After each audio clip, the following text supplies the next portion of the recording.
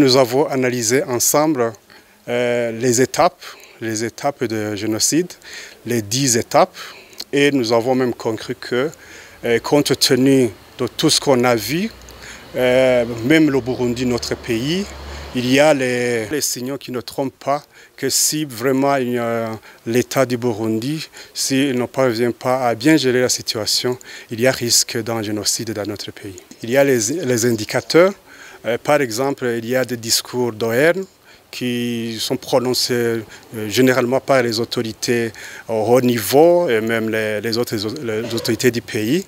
Et ces discours ne sont pas punis, alors que même ce genre d'infraction est prévu et puni par le Code pénal burundais.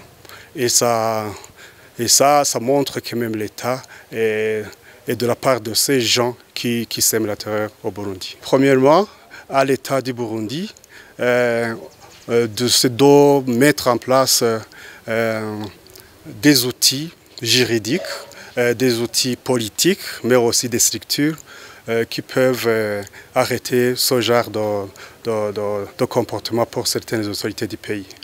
Pour la société civile, je demande surtout de passer par les canaux qu'ils utilisent toujours pour conseiller, pour enseigner aussi à la population burundaise de ne plus entendre ce genre de discours et de prôner la paix et la tranquillité dans le pays. Pour la confession religieuse, puisque c'est eux qui ont en charge beaucoup des chrétiens, qu'ils utilisent leur homélie, qu'ils utilisent la parole de Dieu pour prôner l'amour autour de la population burundaise. Et par ça, je crois qu'ils peuvent aider dans la consolidation de la paix et de la sécurité dans le pays.